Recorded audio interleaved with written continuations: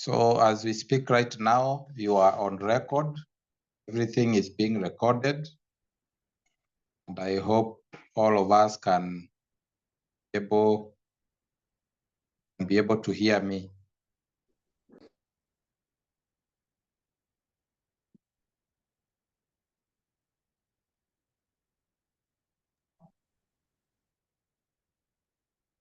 I'll share my notes so that we can see.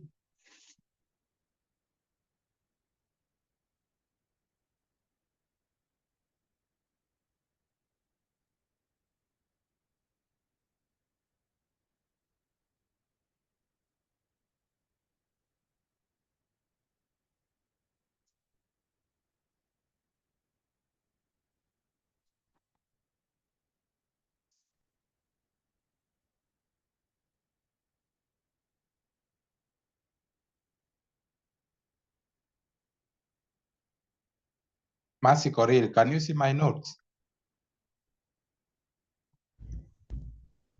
Yes. Daniel Geshuke, can you see my notes? Yes. Thank you so much. Thank you for your response. I think it's time now we start our class. But before we start our class, I will start by doing a recap of what we learned last week. Last week, those who joined us, we were able to look at verbal communication. And we said that verbal communication is also known as oral communication. Or we can say that it is communication through the word of mouth. And we looked and we said that oral communication is the only communication that distinguishes us from animals. And we said that animals cannot speak, only produce sounds.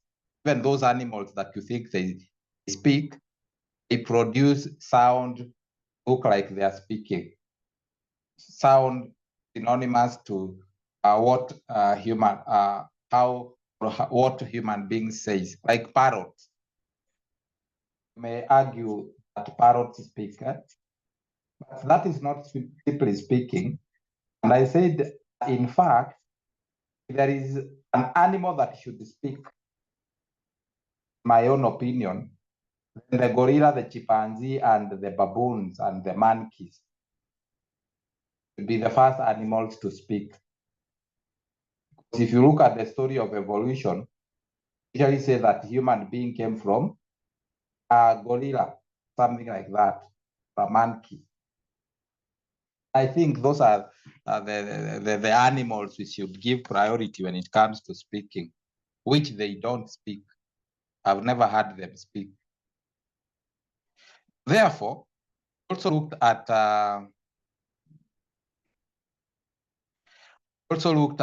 what we call the advantages of oral communication.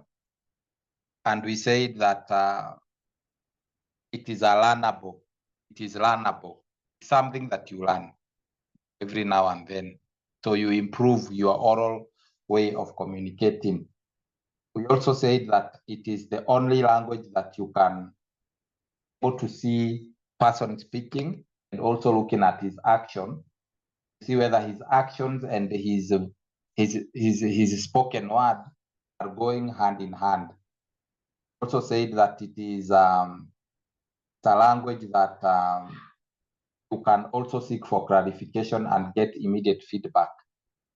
Apart from that, we also looked at its shortcomings or disadvantages. We said that one of the disadvantages of oral communication is that it lacks permanence. It cannot be used for contractual purposes. When you're making a contract or when you're doing a contract, you cannot just do a contract orally. Then we also said that it does not allow people's thought to crystallize. Again, it is easily deniable. Somebody can easily deny that I did not say that. Apart from that, we also looked at how do you improve your nonverbal communication or your verbal communication. We said that for you to improve, when you come across a vocabulary look at it in the dictionary, its meaning, and you're going to be good. And we also said that those who live in an environment that you constantly speak broken English or broken Kiswahili or broken language, it's good that when people point out the mistake, be very careful and attentive and listen to them. Also said that practice speaking. Practice speaking. Apart from that, I think that is where we stopped. Now today, why am I doing the recap? Because today we are looking at the opposite of verbal communication, which is nonverbal communication. Now, when you talk about nonverbal communication is any information that is communicated without words. Any communication that you communicate without using words is known as nonverbal. It is often referred to as the silent language. Silent language. So nonverbal communication is the information we communicate without using words. A lot of nonverbal communication is usually unintentional. 95% of the communication that you pass across is usually nonverbal. It is usually unintentional. People are not even aware that you are sending, people may not, or you are not even aware that you are sending any message. You are not aware. For example, the way you dress, you are not aware that you are sending a certain message. Let me give you an example. Okay, there is this particular thing called gayism, homosexuality, lesbianism, and all these things. And there is a way a person can recognize that this one is a gay. There is a communication. Of course, communication through artifacts, like when they put on earrings, the way they walk, the way they talk. It is easily, one can actually recognize that this one belongs to, this one is a homosexual, or this one is a lesbian. It's a way they communicate. Now, it happened that when I was young, when I was growing up, I used to do some things and we didn't know their repercussions. For example, you'd find a young man has just one of his ears. He has placed an earring. We didn't know the repercussion until we grew and realized that when you pierced one of your ears, it communicates something to a certain group of people. So in other words, we are saying we are communicating non-verbally. Even those people who are free, who are in what we call these particular groups called what? Illuminati and Freemasons. They have their own language, and they see a certain sign, or they see a certain way, or the way you are doing things. They will know that this is one of us. For example, let me give you an example. During this time of slave trade, there is people used to be sold as slaves in a foreign country. And once you are sold in a foreign country, for you not to run away, these people used to do what we call, used to stamp you with a hot iron. They take a hot iron and then they press it on your body. They mark you. You are marked. In case you run away and some people find you somewhere trying to run away, they will look at the mark on your body. They will know this slave belongs to a certain company, to a certain country. Same case, initially, these people who used to do what we call slave trade, and various, they are what we call various ships. You can read public relations, you'll find that there are various ships that had got what we call various signs. If you can look at that ship from far and you see a certain sign, you know that this ship belongs to the Persians. This ship belongs to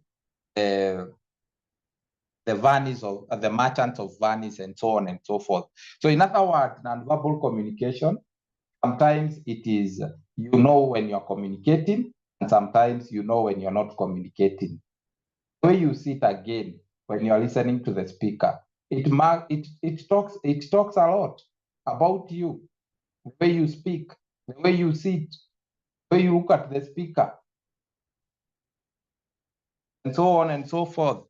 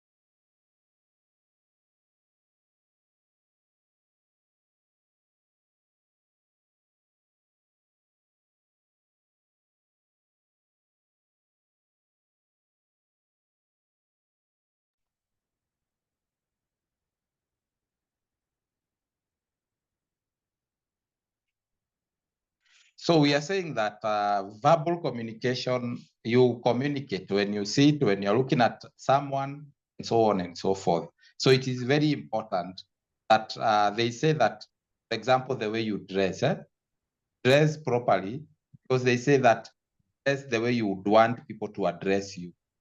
Dress the way you want to address you.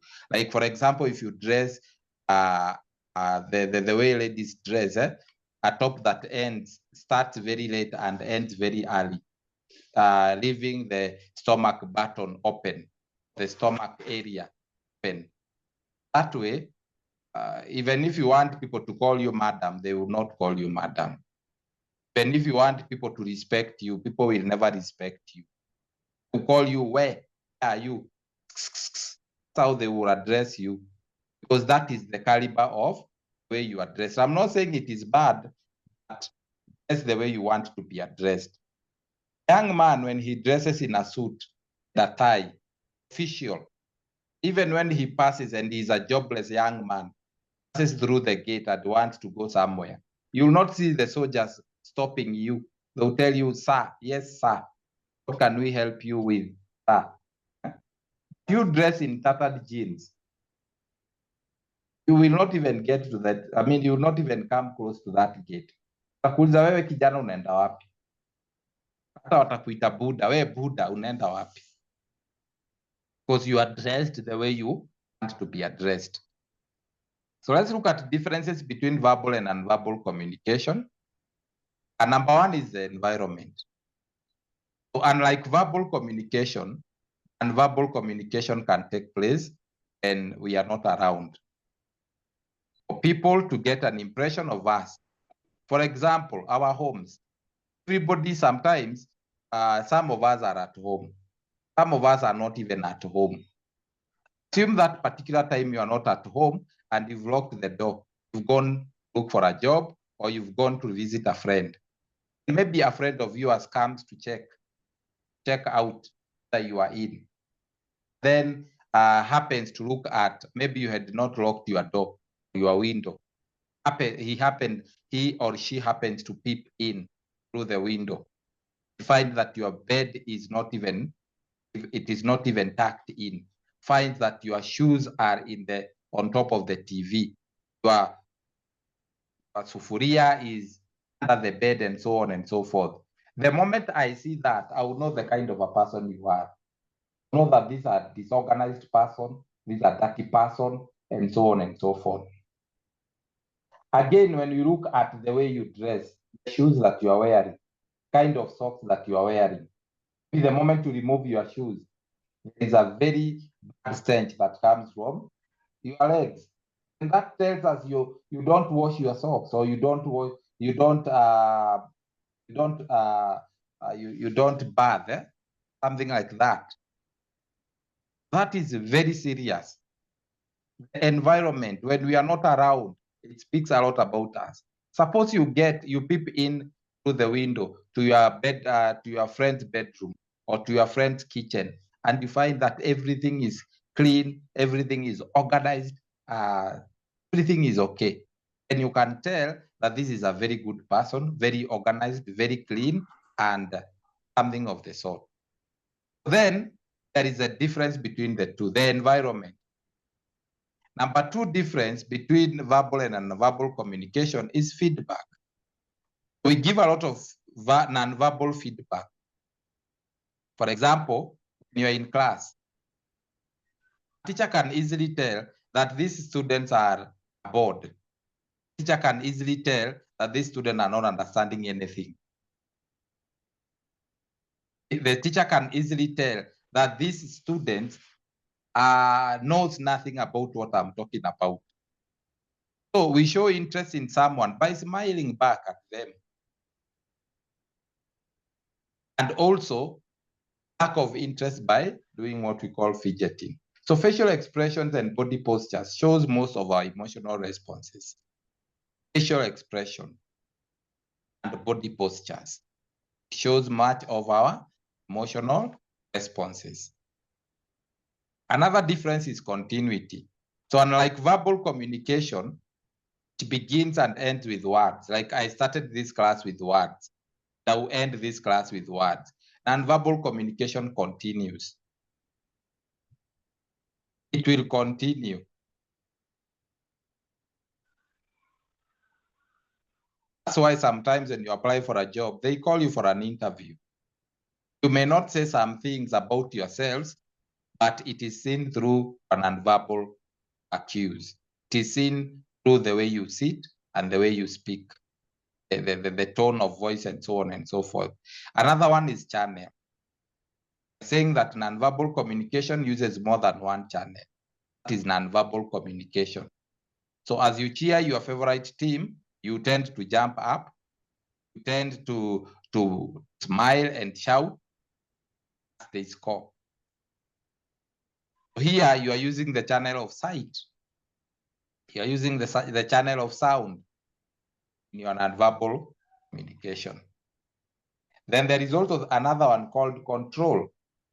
Control is another difference between non-verbal and verbal communication.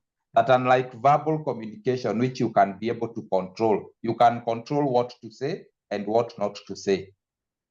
Non-verbal communication, you cannot control it. You can't control non-verbal communication. You may decide to put on very nice clothes.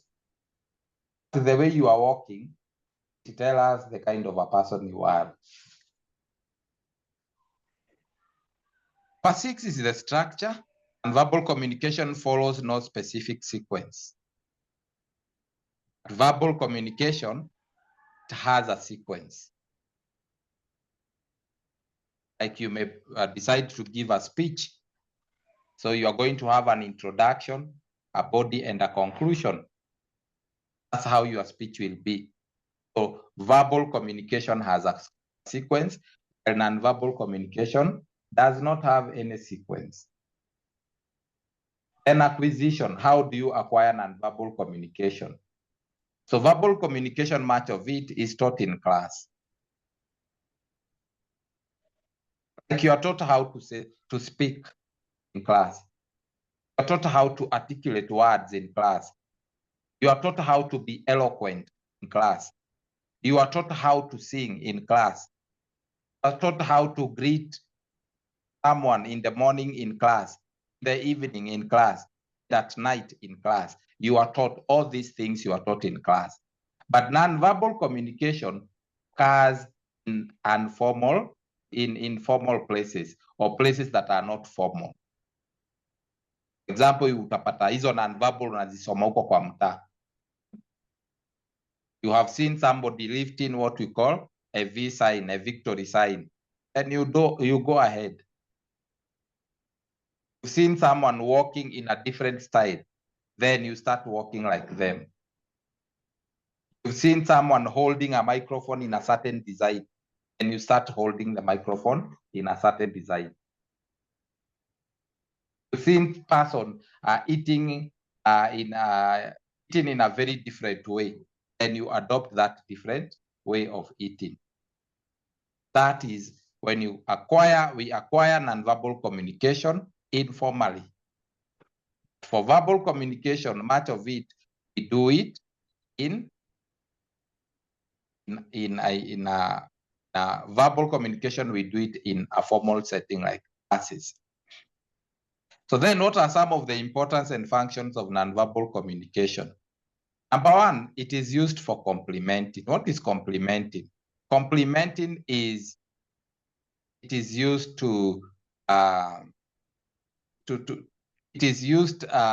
complement simply means it can be used to reinforce something like that, reinforce something. Nonverbal cues complement verbal messages by adding to its meaning. And you can pat someone you offended on the back as you say sorry to him. That's very true. Those who are football fanatics, you see the referees, referee wakiwa kwa mwanja, ameinua mkono juu, amechora letter T, telling the players time is up. Time ni kuisha, inaisha. Itahidini at least mscore 1 goal. You pat someone at the back, even when you are receiving what we call a substitute. When that substitute comes, before they even substitute, you find that some of them, they hug. As I leave the field, I hug the person who is coming to the field to replace me. That is it. Or I just do what we call, I high five that person, or I greet that person. That is complimenting. It can also be used to regulate. Example, your boss can start arranging papers in a desk, signal the end of conversation. Suppose you are coming to my desk to complain about something. We have been in that desk for the past 2 hours. So when you see me taking my tablet, taking my, what we call my Mac pen, then and standing up, I'm actually telling you, time is up, I'm going to class. So it can be used to regulate. Next thing is that it is used for substituting. So nonverbal behavior can also replace verbal communication. For example, you can wave at a friend who is across the street by using across the street as a greeting.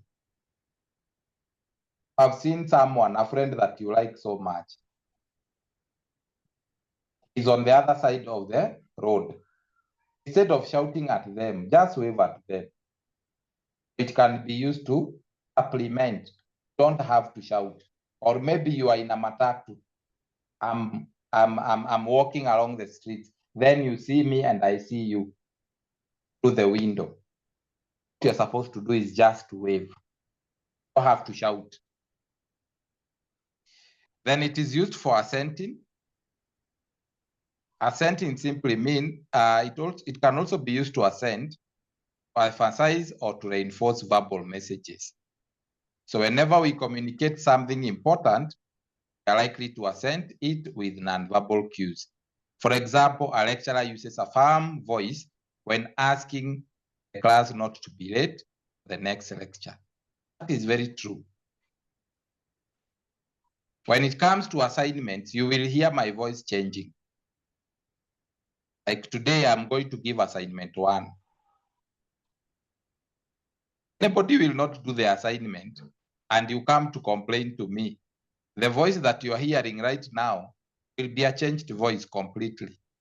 You'll have to explain to me why you did not do the assignment, of course with what we call evidence with you. So that is it. When it comes to attendance, when it comes to class attendance, assignments, that one we are very serious. And you will hear the change of voice when we are trying to tell you the importance of that. So characteristics of nonverbal communication, unless there is a question up to that point, as we talk about whether there is a question, those who have already joined the class, can you tell your friends that the class has already started? This class should be having like 100 plus students. I'm only seeing 40 of them. Mwalimu. Yes. I had a problem. Steam ilikuwa imepotea. Please, can you repeat on that part? That one, which one? The differences between verbal and non-verbal communication. My friend, unanirudisha nyuma kwa nini? Those ones you will listen to the recording, eh? Recording is there for that purpose, for the purpose of repeating. So I will do what we call a recap towards the end of the lesson. Is that okay with you? Yes. Any other question? Before I proceed, I want to look at characteristics of nonverbal communication.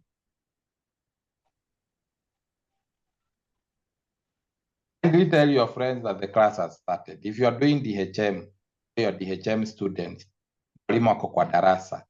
If you are doing the CMS, same thing. If you are doing the BMA, same thing. Because I see some people coming to complain, classes happened and they were not there. They were not even aware. Excuse mwalimu. Yes. Is there a passcode to join the meeting? Because some people are complaining they're being asked the passcode. There's no passcode.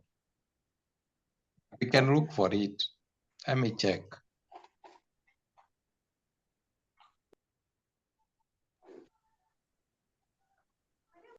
There is no passcode. As far as you are joining from the portal, I don't think you'll be asked any passcode.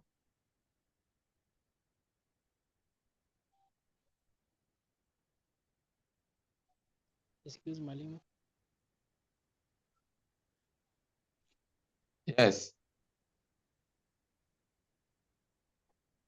Your voice is too far. Can you project your voice? Is it my voice that is too far or is it is yours? Nina, can you hear me clearly? It's yours because my volume is high. Let's listen to, let's get feedback from some people so that we know whether you are the one who is sounding to be very far or it is me. Lucy Mutuku, how do I sound?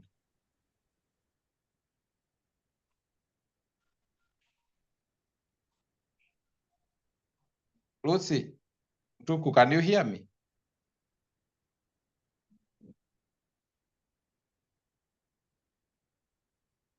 So ukiongeleshwa na hauongei, sincerely speaking.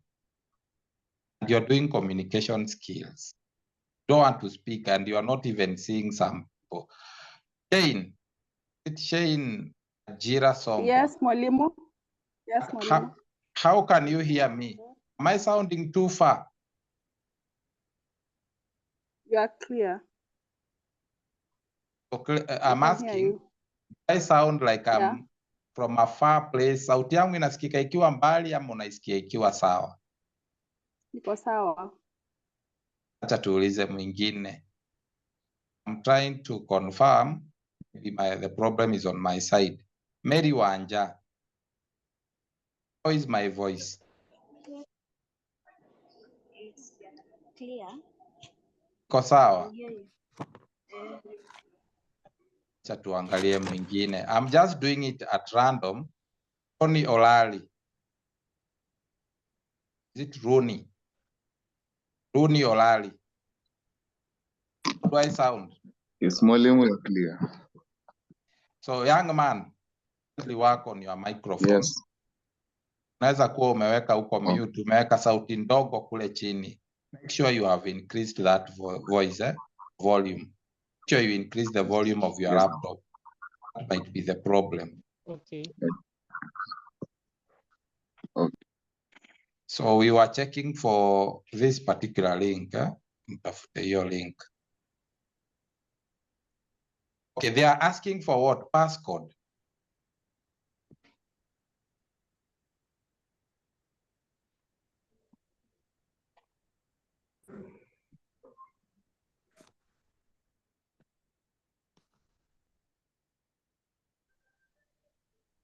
Let me give them passcode. I think I've gotten it.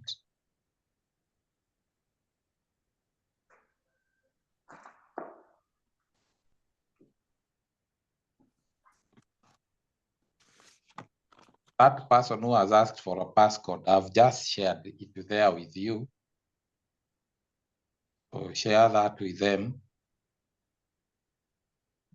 so that do not come complaining.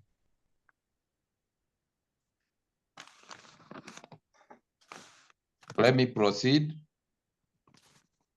Characteristics of nonverbal communication. We are saying that nonverbal behavior always has a communication value. Verbal behavior always has a communication value.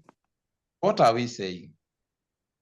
That you may not always intend to send nonverbal messages, everything about your appearance, every movement, every facial expression, and every nuance of your voice has the potential to convey meaning. Nonverbal communication also operates in mediated communication. What is it? Some nonverbal elements are obvious, like typing a letter in typing something like a message in capital letter. Like when you tell me, I can't hear you, and you're typing in capital letter. What do you think it will mean? It's very obvious. If I type a message to you, watch your voice or watch your language, mind your language, na nimekuandikia na capital letters, itakuwa inamaanisha nini? What will that mean?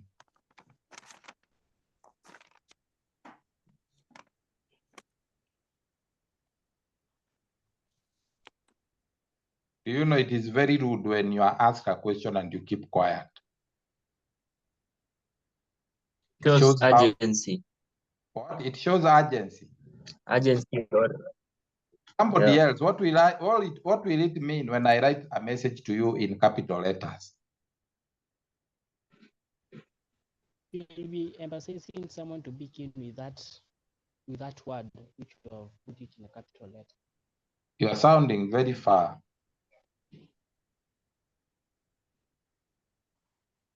Can you come again? I'm saying you'll be emphasizing someone to be keen in those words which you have put it in capital letter. When you talk about, when you write something in capital letters, there are a lot of communication that you're trying to pass across. Number one, you're trying to show it's urgent. Number two, you are shouting. It's like you are shouting. You write something in capital letters, and it shows how serious you are. You write something in capital letters. So it goes without saying. Number two, nonverbal communication is very powerful. I've heard people saying, akufukuzae hakwambii toka. You only have to act in a certain way. You have heard people saying that actions speak louder than words. Very true. If I don't like you, I will not talk to you. I will not even look at you. I will not even greet you. Or even do some things that shows you I'm not interested at all with you. So nonverbal communication is very powerful. We form impressions of others mostly from our nonverbal observation as their physical appearance, behavior. Like how do you get attracted to someone? The way they have kept themselves. Assume that this is a pretty girl passing around you, passing where you are standing. Pretty girl has just passed. She's dressed in a very nice clothes, very nice shoes. She has worn a very nice perfume. Huh? Why do you turn back to check? Because of the way they appear, how they look. It is very powerful, nonverbal communication. And everyone wants to stay with a person who is very attractive. Even the dirty people, they want to be close to people who are very clean, people who know how to talk, people who know how to put on clothes, people who are wearing nice jewelries, people who are wearing nice perfume. Even dirty people want to be associated with clean people. Once these impressions are formed, they influence our subsequent judgment. For example, when you look at a pretty lady, very pretty, sometimes you think she is clever like the way she looks. It's very clever. There is this particular clip that was going viral about a lady being asked. They were contestants, and they were being asked after they have done what we call after they have catwalked. And there is that time that they are being asked questions. There is this pretty lady who is being asked, if you are to legalize something which is illegal, which one will you legalize? And the pretty lady asked for the question to be repeated like 4 times until the time is over. The only thing she knows is, my name is so and so, I'm contestant number 6. I'm from this particular village called Ubongo. The lady is very pretty. Assuming that this lady doesn't speak, we'll think that she's clever. That's the way she looks. So that is it. So nonverbal behavior also powerful because it can contradict verbal messages. The spoken word carries less weight than verbal cues. That is number 2. Verbal communication is very powerful. That's why you are told when you wear clothes, some people might think that you are a minister, you dress properly. Wewe ni maskini tu hohehahe. Number 3, nonverbal behavior is ambiguous. Very true. It's very ambiguous.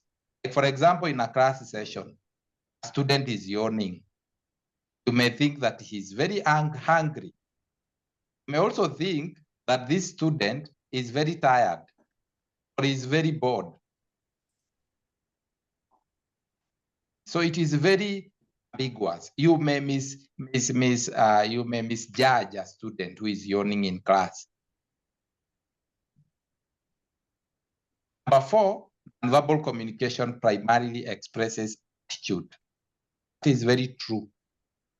That's why you are told, akufukuzae hakuambii toka. I think ladies are very good in action.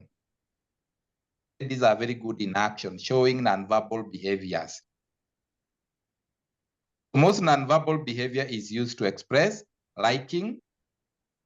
If you like someone, you smile at them, you wave at them, you look at them, you stare at them, not looking at them. There is a difference between looking and staring. Staring ni saa zile mtu amekaa tu Fikiria amekuangalia tu, hatoki hapo, macho hayatoki kwako. Okay. As in macho hayatoki kwako. Disagreement and verbal communication is used to express likings like disagreement, amusement when you are happy, and so on. You can easily express feelings and attitudes, but won't be effective when expressing thoughts. It cannot be effective when expressing thoughts. Thoughts are expressed in speech. And that means, this actually means that nonverbal behavior will imply how the speaker feels about what he's saying. Lastly, but not last, much of nonverbal behavior is culture bound. It's culture bound.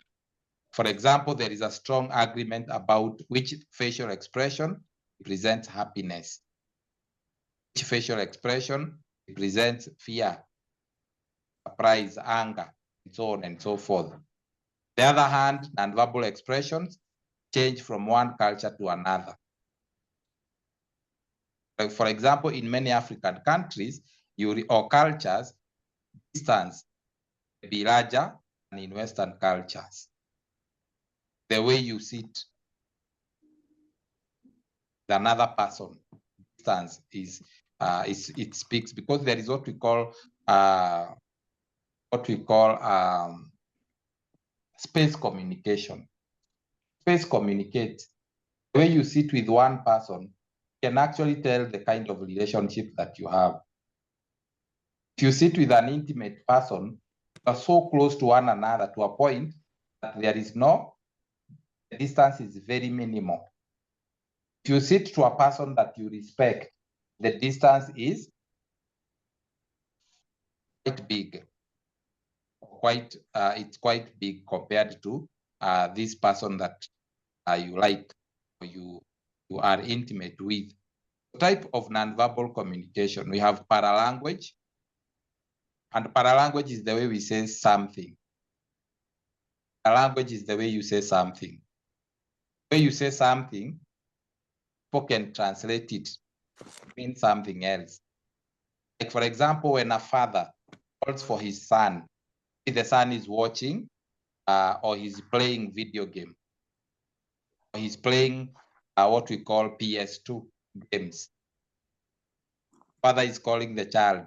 The child listens to the father's voice and know that this one I can add myself 3 more minutes. Again, the father can call a child and the child can say, hey, this one is urgent. You don't even have to add even 1 minute. Zimani talk mbio. The way you speak, it tells a lot. Sometimes when someone is speaking, you can tell that this person, something is going to happen very soon, especially when a boss is speaking, those people who are employed, and your boss is complaining about something. Their bosses are very good, because when they are complaining about something, utasikia kuna change in sound. Unajua this one is serious. Mwingine mwenye ata make mistake kama hii, mambo itachemka. So when you talk about paralanguage, there are some aspects of paralanguage, and that is what we call, number one is rate. The rate, the speed at which one speaks, can affect the way a message is received. If you speak very fast, not everybody understands something very fast. So the rate at which, or the speed at which you speak, it affects the way you do what? The way a message is received. The pitch is another aspect of a language. The pitch refers to how high or how low is your voice. For example, when I talk about assignment, my pitch will go up. When I'm talking about something that is normal, the pitch will remain normal. How high or how low your voice is, because we have high-pitched voices, we have low-pitched voices, we have small-pitched voices. And the volume is how loud we speak. Loud voice is fine. if it's appropriate to the speaker's purpose. It is not used all the time. The same is true with a soft voice. Expert teachers know at what point to increase or decrease their volume. If I'm in class, I know at what point did I increase my volume? At what point did I lower my volume? Then there are also what we call vocal fillers.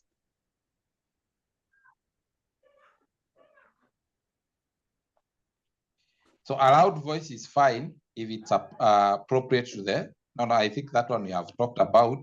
Vocal fillers are the sounds we use to fill our sentences.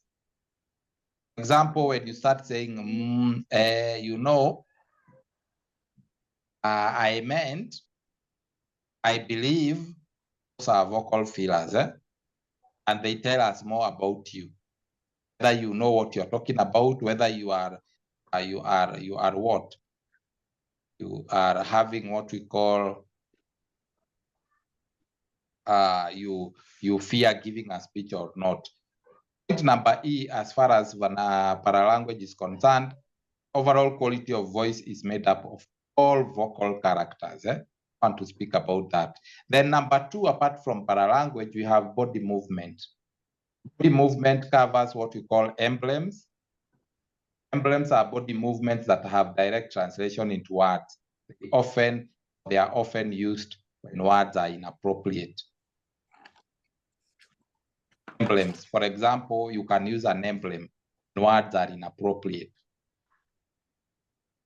A very good example is shedding tears. When you shed tears, we can actually look at it as a form of an emblem when words are inappropriate. Like for example, when you win money, when you become the winner. For example, there was a time President Ruto, he won the election. I think it's that time with Uhuru Kenyatta. And he could not express his joy. He ended up shedding tears and crying. So that is an emblem. Illustrators, illustrators accent emphasizes or reinforces word. If someone asks how big your suitcase is, you may end up illustrating with your hand. Atoshana heavy, big like this. How big is the house? You may end up with what we call showing with your hand. This is how big it is. Or how big was the cake? You may end up saying it was like this. How big was the egg, ostrich egg? You may end up showing people with your hands how big it was. And we also have regulators as body movements. Regulators control the back and forth flow of speaking and listening. They include, for example, head nods. When someone is talking to you and you nod your head, shows that you agree with them. If you nod your head left and right severally, it shows that you don't agree with them, so on and so forth. Then there is also display of feelings. Display of feelings shows is shown through our faces and our body movement. I also have eye messages. Eye messages, the way you look at someone. Someone has called you for a date. And instead of maintaining eye contact, you are staring at them. You are staring at someone's, maybe for example, chest. Or you are staring at someone's lips.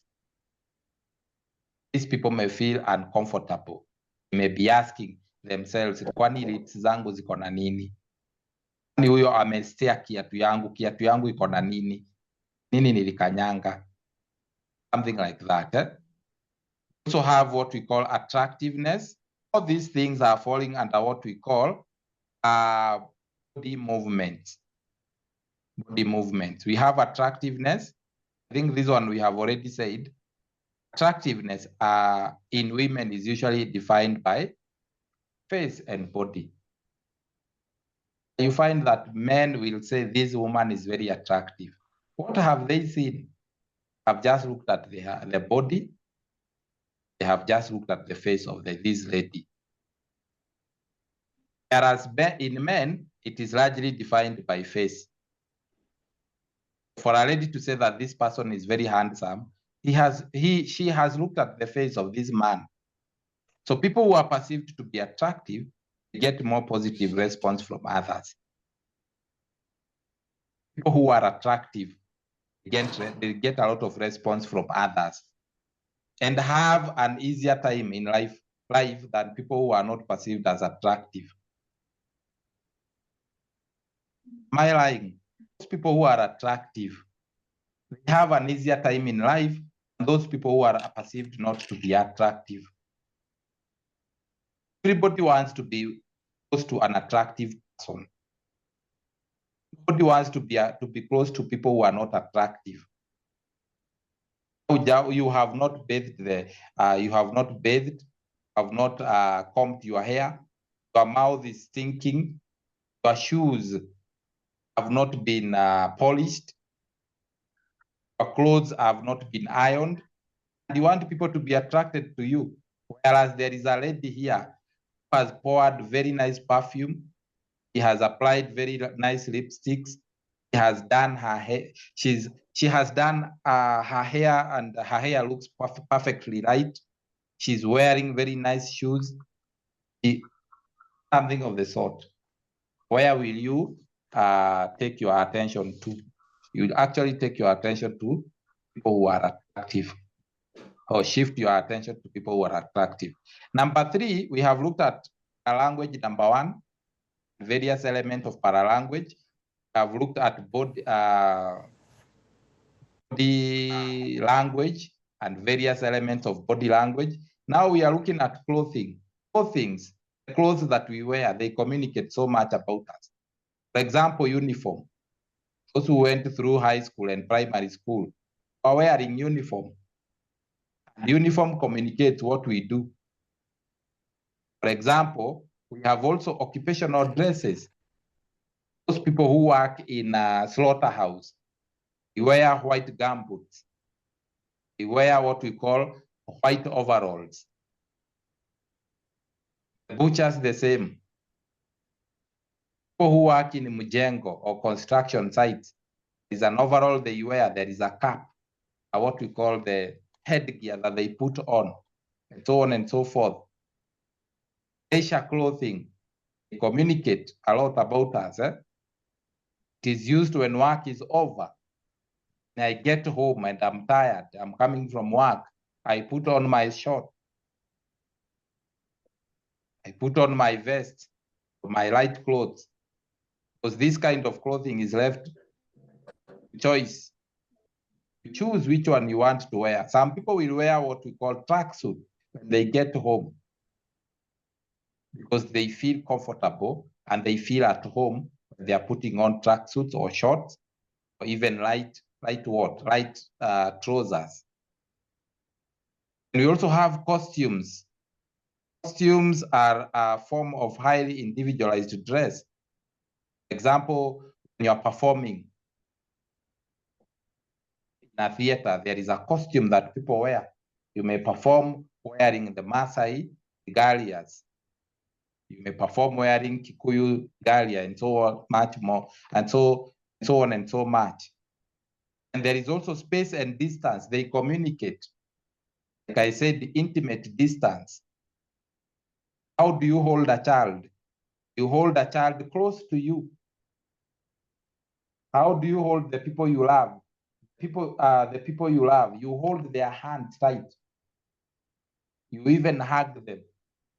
These are people that you love. That is called intimate distance. And there is also what we call personal distance. This is the distance we keep most often when we are in a casual and personal conversation. It's close enough to see the other person's reaction, but far enough not to encroach on their intimate distance. That is called personal distance. Like your bedroom is your personal distance. That is your personal distance. Intimate distance is the distance between you and your loved ones. There is also this other distance called social distance, the distance that you keep. Like for example, when at work, the distance ambao unaweka between you and your workmate, that is a social distance.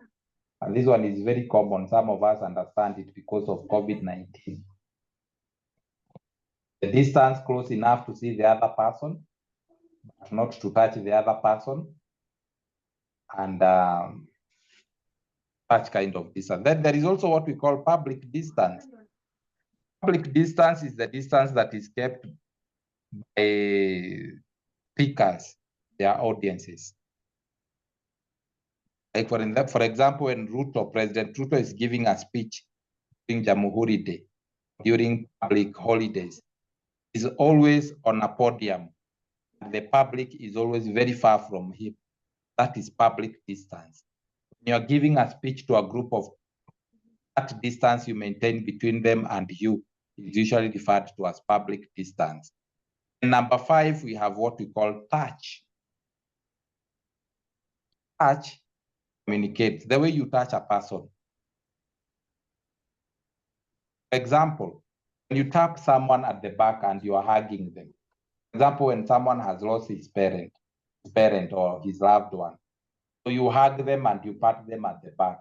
It communicates that you're trying to encourage them. You're trying to comfort them. Another thing is, for example, when we kiss babies on the face, what does that show? It shows love. It shows what we call love to these children. When, for example, there are so many ways that touch communicates. For example, when someone pats you at the back after playing football and you have been what do we call it? You have been substituted. You're coming from the field. You will see your coach tapping you at the back, meaning you have done a good job. If you perform very well in school, your teacher may pat you at the back. Even having a high five shows that you have done good work. That is touch. Also, time communicates. There is time for everything. We say that today's class starts at 11, and some of you are joining at this time. It shows that they are not serious with this particular lesson. It shows disrespect again. But there are those people who join very early. The moment I placed that particular link it was opening around 10:55. There was one person who had joined this particular class. It shows how serious they are. It shows that they respect this class and they are so much interested in learning. So time is very important. It communicates a lot about you and about us. So how do you improve on your nonverbal communication? Because our nonverbal behavior is so tied to with our social and cultural conditioning, it is not very easy to change, fortunately. It's not easy to change your nonverbal behaviors.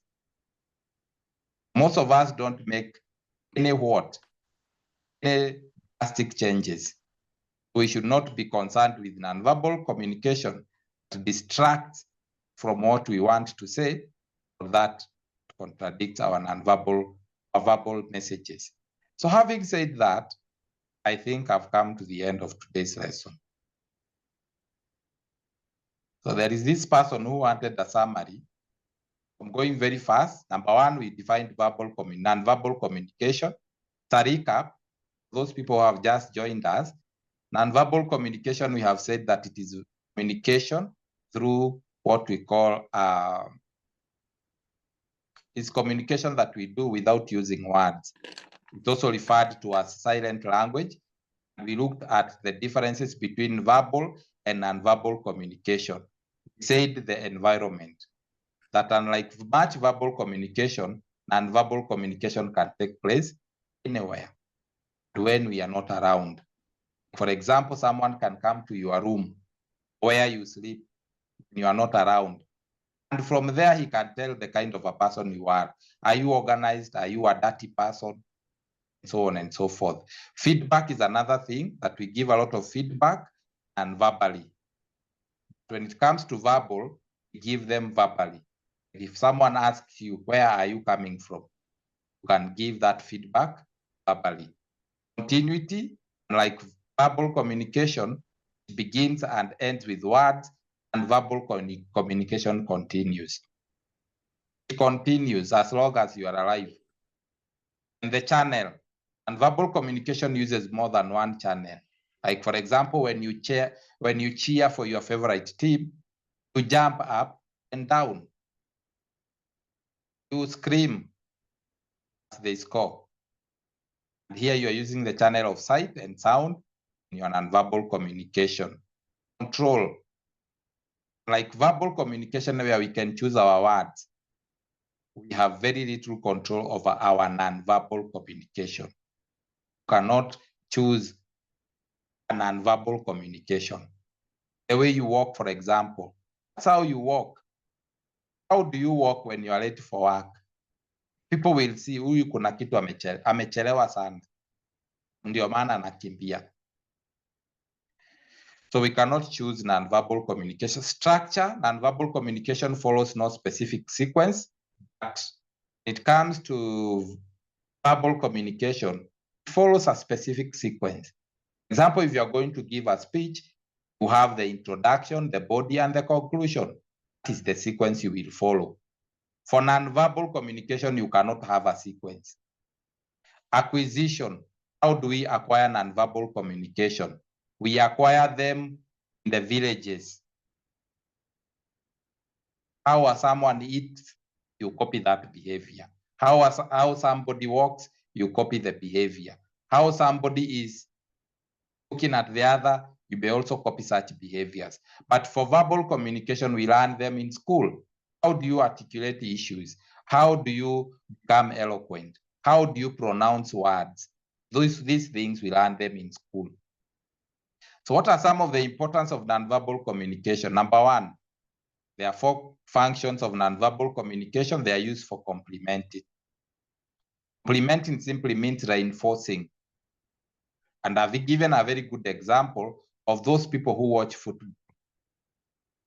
We'll see the referee lifting his hands, 2 hands up, and drawing a T to his players, simply saying that time is up. Na anashout akisema time is up, ama anashout akikuonyesha time on his wrist, hapa kwa mkono yake, anakuambia time is up. So it is used for complementing. It is also used for regulating. For example, if your boss can start arranging papers and you've been speaking for 2 hours, actually telling you, arranging papers on his desk, books in his desk, he's picking a pen and a tablet, and a duster. He's actually telling you time is up, it is time to do something else. Substituting, you can use nonverbal communication to substitute verbal communication. For example, if someone is across the road on the other side, and you are on this other side, instead of shouting at them, "Hi Nancy," just wave.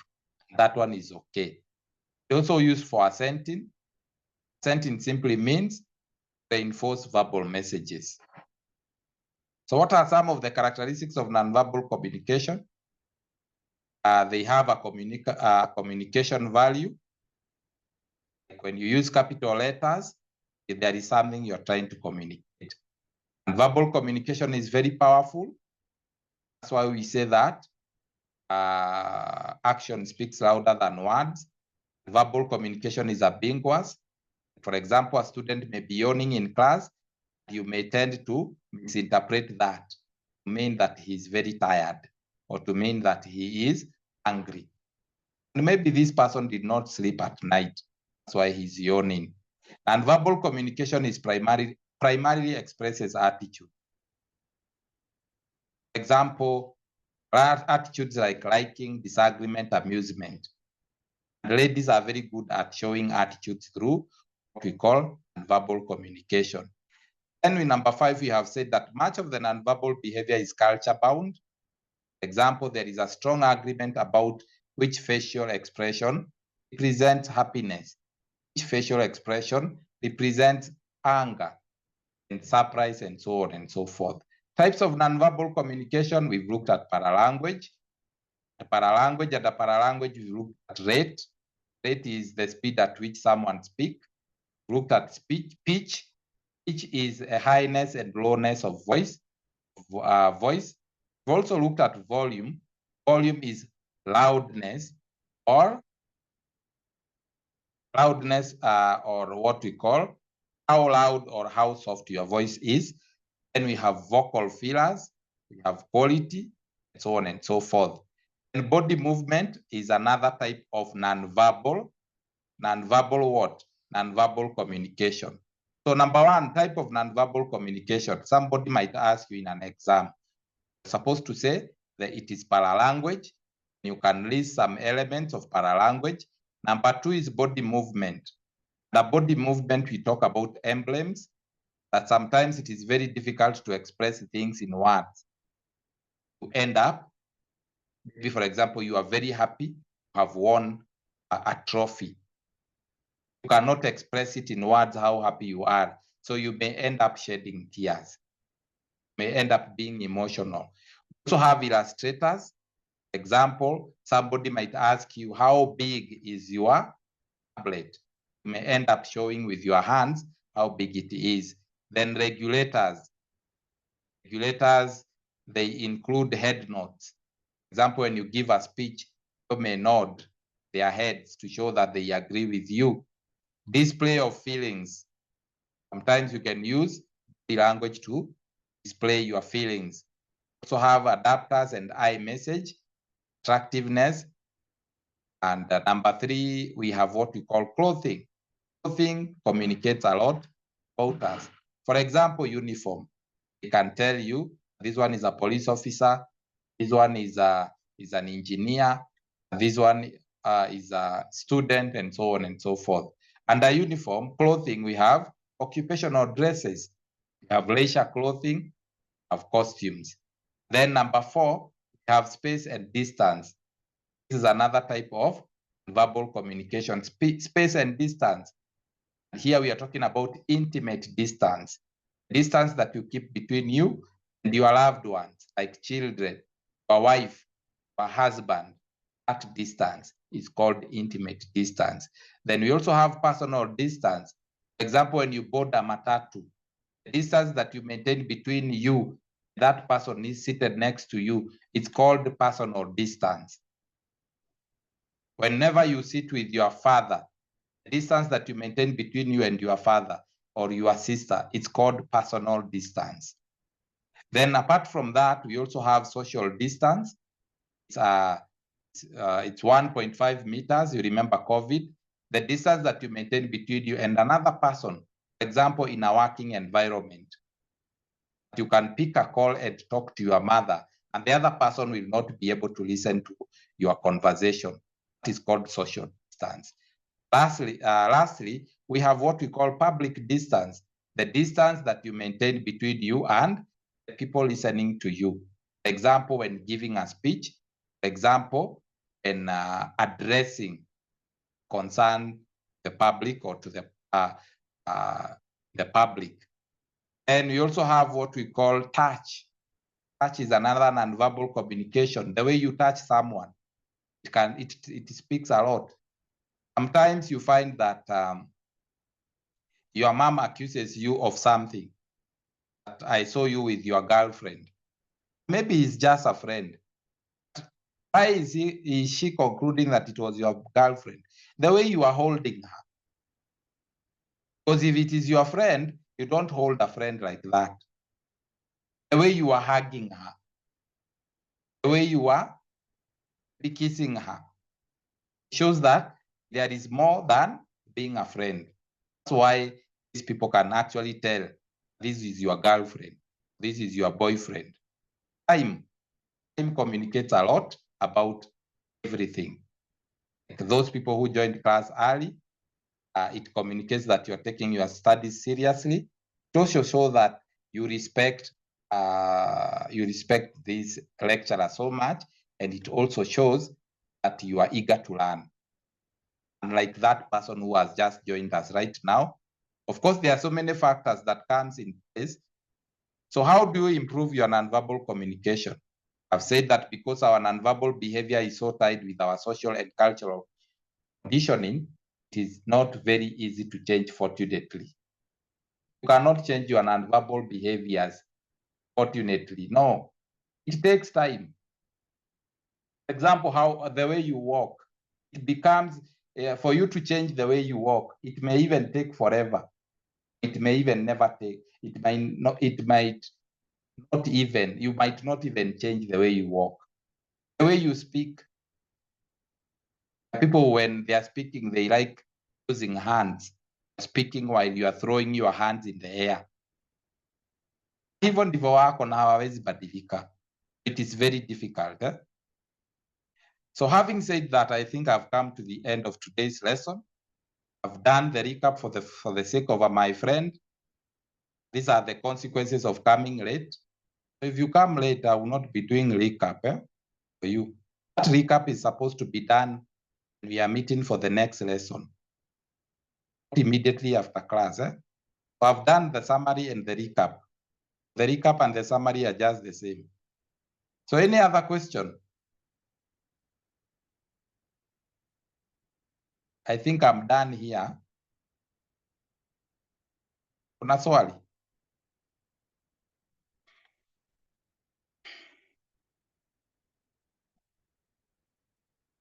Hakuna swali. Kama mnakula lunch, tafuna tu githeri hapo ukinisikiza. Guguna tu mifupa hapo. And you are listening to me. So having said that, I think it has come to another point that I need to do something.